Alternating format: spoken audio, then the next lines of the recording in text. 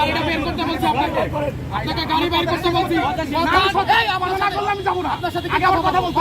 আগে আমার কথা বলবো আপনার সাথে কি কথা বলার আছে এখানে কথা বলার কি আছে এখানে কথা বলার কি আছে আমার কথা শেষ করতে দেন তারপর আমি আপনার যা বলুন আমি তাই করবো ভাই আমি গাড়ি যে ইয়ে দিতে আমি ওইখানে পরে আমার সামনে বলে